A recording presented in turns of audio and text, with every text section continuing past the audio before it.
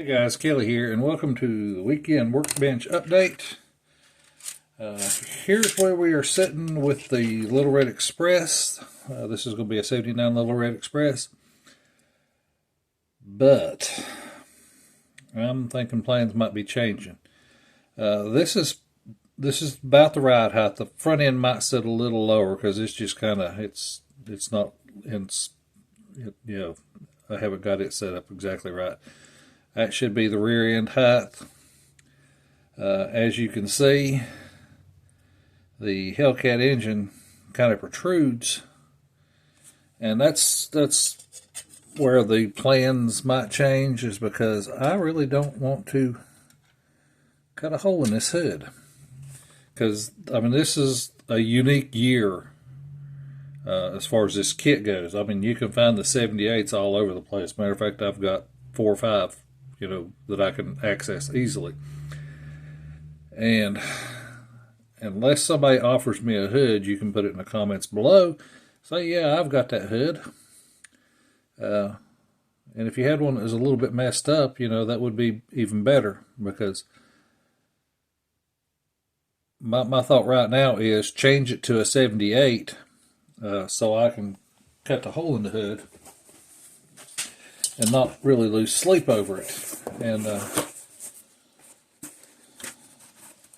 I'll hang on one second, guys. I'm working on getting something out of a box here. Again, I should have had out.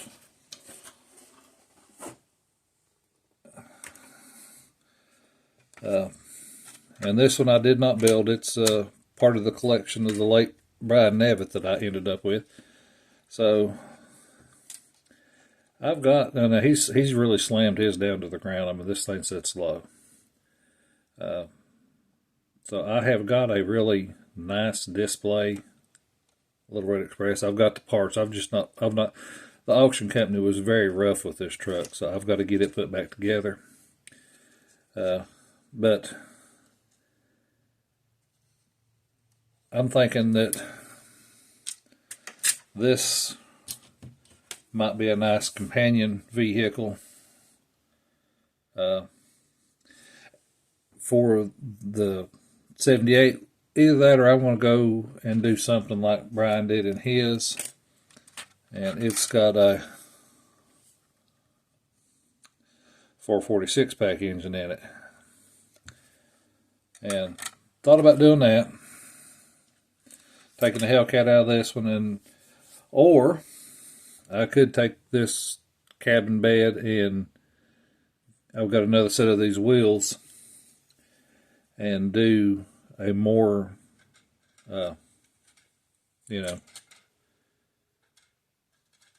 stockish Little Red Express. So anyway, like I said, I've got dilemma after dilemma after dilemma on this. I'm going to get everything off of here. I'm going to talk about the chassis adjustments that I've done. Got my white shocks in here. Made them coilovers. Made the platforms. Made a sway bar. These are the torsion bars off of the out of the 68 Cornet. I have not got this Hellcat motor glued in place yet. Get it all off of here. Crash. So, get it out so I can show you what I've done here. Had to make the fan belts. Still got some painting, some touch-up paint, because you can still see the blue, because this is just painter's tape. I have got a complaint, guys. All right, you 3D printers out there, listen up. This is something that gripes Kelly's butt, and I know y'all just want to make me happy. So Joel over at Iceman Collections, Josh at VCG Resins, Matt at MCV Products. I went and downloaded or copied the pictures. This is Joel's images that you buy from. Absolutely beautiful, beautiful engine and print. I mean, I love this engine. It is just gorgeous. Goes together really, really well. I do wish there was some provisions for belts, because this is, like I said, this is just tape, and then I had to go online and find out where the belts go, so I could figure out how to put those together. But let's go back to this picture. This is off of Iceman Collection's site, and it doesn't really tell you how to put the engine together. It shows you, okay, these go here, they're a separate piece. This is all one piece, this is a separate piece. The pulleys, I had to figure out where they went, because there was no clear definition. I had to look at this picture and figure out where they went. Headers, no problem. Transmission, no problem. But then you get down here in the bag, and I don't know if this is just an extension piece for the air cleaner, and then there's another little piece that looks kind of like an oil filter. And I'm sure this engine's got an oil filter, but there's no clear definition where the oil filter goes. I mean, there's not even a starter on here. I don't know where a starter would go if it was a starter. So guys, I'm going to just throw my man card out here, because I need instructions. I mean, I've heard people refer to the instruction sheet as a tablecloth. Well, not me. I need instructions. I need to know where things go so that I'm right. I don't want to be tearing something apart. So this is not a tablecloth. This is an instruction sheet, because, you know, I don't know everything. I try to pretend that I do, but I don't. And if any of y'all repeat that to my wife, I'll deny it. But, you know, there's things in the instruction sheet that, okay, these two interior pieces. If you look in the box and see those, I wouldn't know exactly where they went. I mean, I would kind of assume that one of them went here, but I don't think I ever would have guessed that, but that's just me.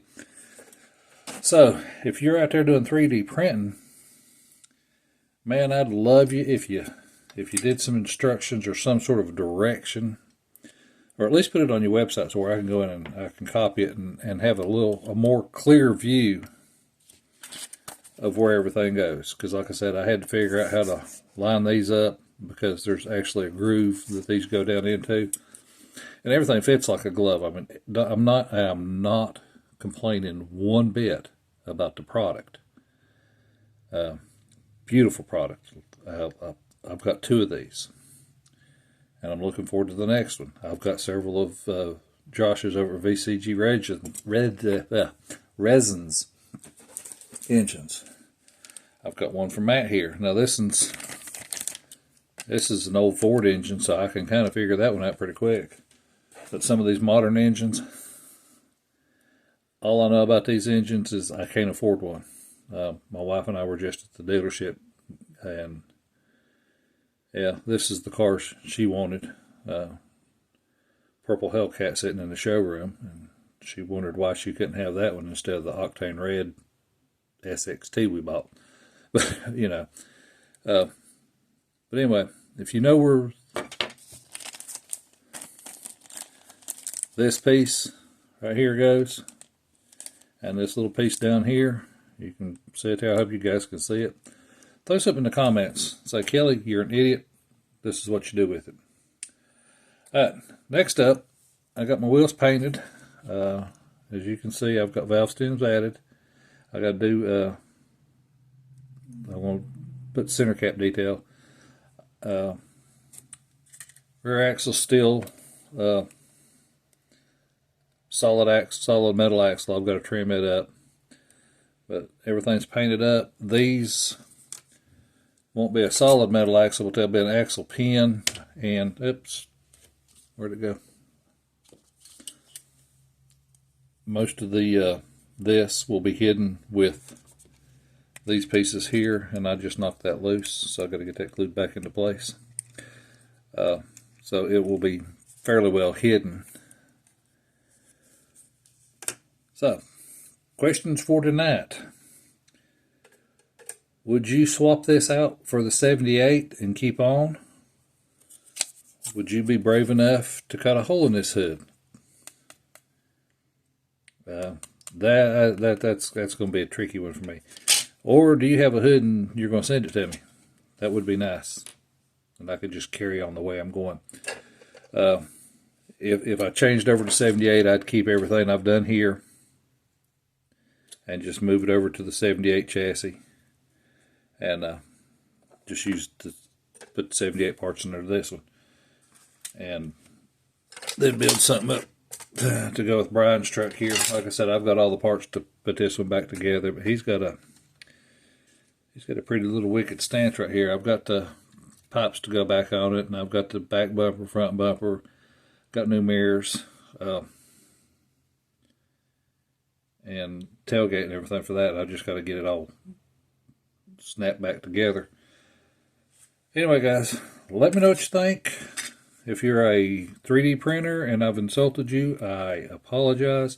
Like I said, I love the products that I'm working with. I just need a little more direction because, you know, I love cars. I absolutely love cars.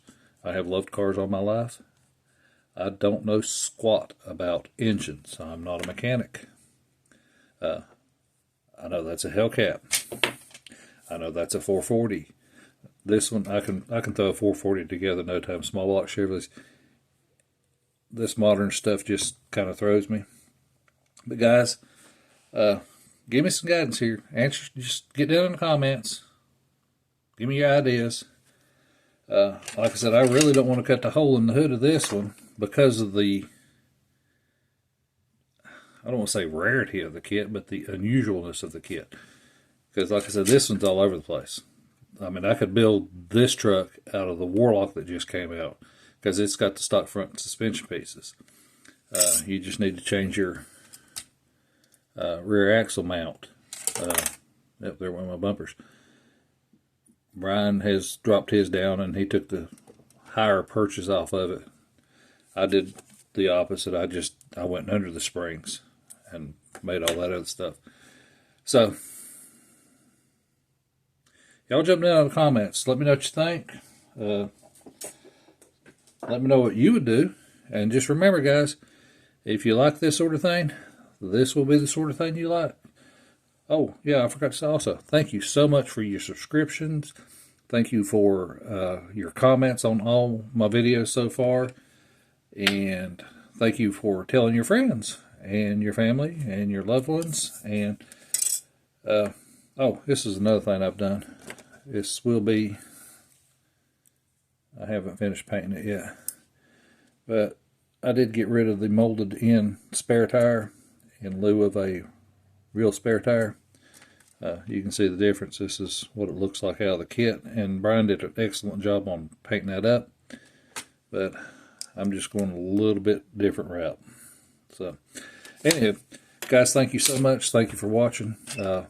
Please comment, give me some ideas. God bless you guys.